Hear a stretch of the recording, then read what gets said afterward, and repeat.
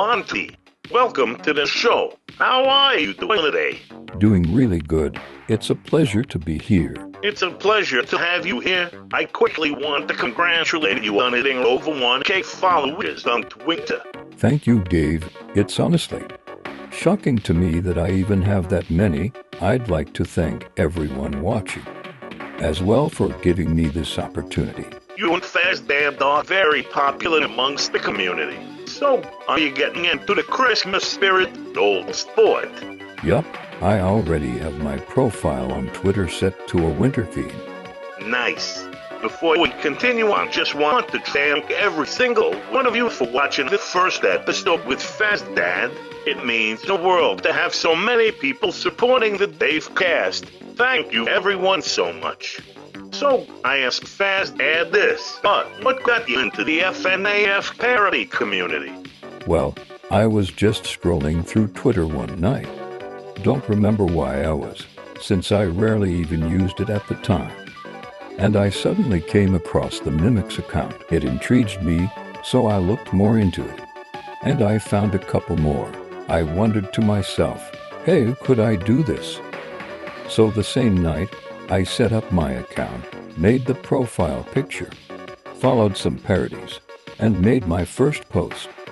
I wasn't expecting anything notable to happen, but when I woke up, the Mimic had noticed me and became my first follower on the account. And then I only continued from there. I'd like to thank Candy Cadet FFPS and the Mimic One for inspiring me to join this community. I think I said this in the last Dave cast, but the Mimic One was also how I discovered the FNAF parody community. I was originally a Helpy parody account, then I changed to a Monty parody, then finally decided to stay as Dave Miller. Monty was just the first character that came to mind. I didn't really consider any other character, because I did join during the hype of Ruin. Personally, Monty is one of my favorite characters. Speaking of Ruin, what did you think of it? Was it better than Security Breach in your opinion?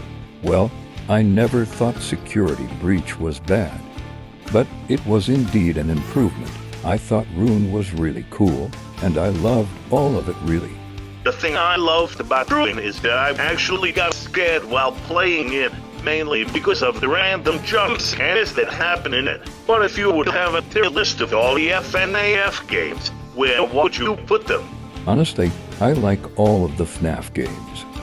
The only ones I've actually been able to play were FNAF 1, FFPS, and UCN. FNAF 1 only because it was free on the Xbox Game Pass store at the time.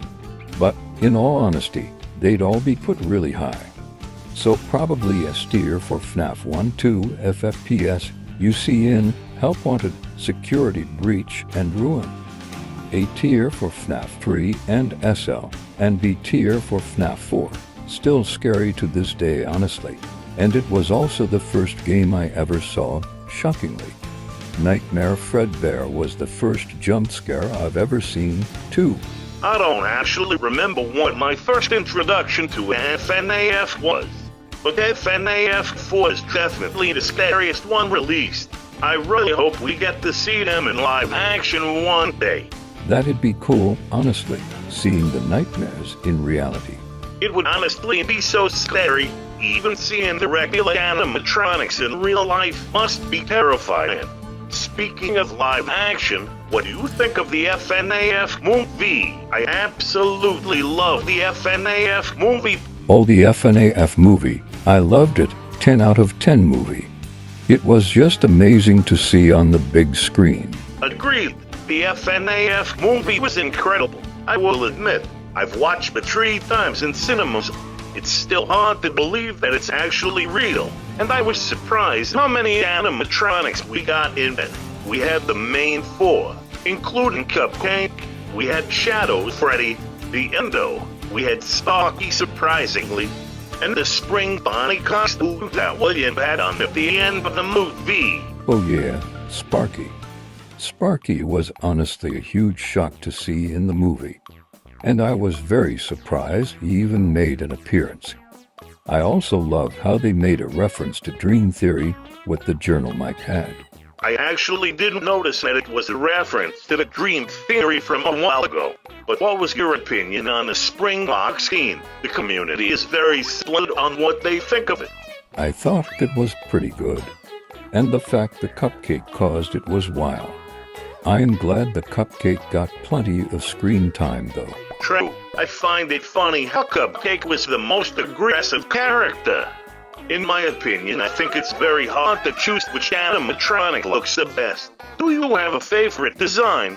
Honestly, I'd say either Bonnie or Chica. They both look really good in my personal opinion. And the movie made me find a newfound appreciation for Chica. Foxy and Golden Freddy also look good. But Bonnie or Chica take the cupcake for me. Freddy's not bad. But I just think his eyes made him look a bit off, honestly. I liked Bonnie's design the most, but they all looked amazing. He looked just fine to me. I just wish Golden Freddy looked a bit more golden because I've seen a lot of people confused on who he was. That's reasonable. I also think it's amazing that none of the animatronics were CGI. Very true, sure, there were some CGI moments. But they were very few and far between. Yeah, I feel like making them completely CGI would have looked a bit off, but I'm glad they were actually real. I am quite upset that we didn't get that many Funkos or merchandise for the movie. I agree. But it was cool to see Doco's Hex plushies make an appearance, even if they were hard to see. Oh yeah, I noticed that while watching and was freaking out. Also, the Mad Pat scene was absolutely amazing. I honestly didn't expect it. Oh yeah, Matt Pat being in the movie was unexpected and hilarious. It was one of the highlights of the movie. You know, Markiplier was meant to be in the movie. He was gonna be the security guard at the beginning. Oh yeah, I knew about that. He could possibly be in the sequel though, which is cool. But he couldn't be in the first one because he was working on the Iron Lung movie, which I actually want to see, to be honest. I never heard of Iron Lung before Markiplier announced it. I will have to watch his videos on it soon. But I'd think it would be a crime if we didn't talk about the one and only Doug. Doug, one of the best characters in the movie, tops. Live, laugh, love Doug. You two's posted a picture of the word Doug. Do you think we could possibly get a W2's? As I noted in this video, U2's posted a picture of a W2's a couple days ago, which is pretty cool. Anyways, back to the video. If we get a Doug U2's, I will literally beg my parents to get it. What sucks is that the shipping fees for U2's is so expensive. True, I would know. I got to U2's recently. Which ones? A Haunted Golden Freddy and Claptrap from Borderlands. Oh, nice. I've never played Borderlands before. Is it good? I haven't played it either. But my silly self can't help but platonically fall in love with silly robot characters. Real. But when it comes to FNAF launch, do you think Funko is better or U2's? U2's, most definitely. I don't hate Funko. But U2's is definitely more accurate in quality. And they just have more character selection merch-wise. I'm absolutely obsessed with U2's FNAF merch. Funko makes alright merch, but they've gone down in quality a lot recently. But U2's just keeps getting better each time. The only bad U2's I've seen is their ruined Chica figure. It's not the best. Honestly, yeah, not their best design, but I don't hate it. In your opinion, what's your favorite and least favorite U2's product? I'd say their best merch is either the figures or plushies. And least favorite, honestly, I don't know. They have a lot of good products. Maybe the shoulder riders, they're not bad. But I don't see the use for them, I guess. That's true. I was never really a big fan of the shoulder riders. Personally, I think their ended plush is the worst product. It's better than Funko's at the very least. Even though the Funko Ennard plushie is honestly pretty cute, in my opinion. I think that Ennard is just a very hard character to make merchandise of, but I'm still waiting on some with a animatronic merch. True.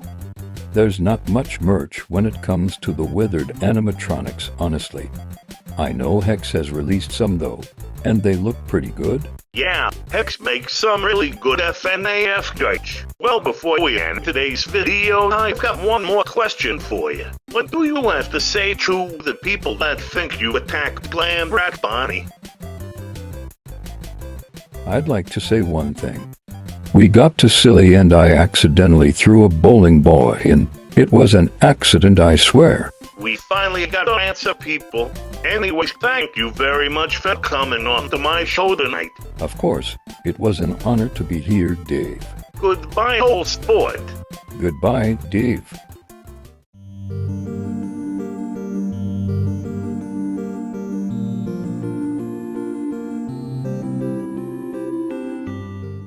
Merry Christmas, old sport.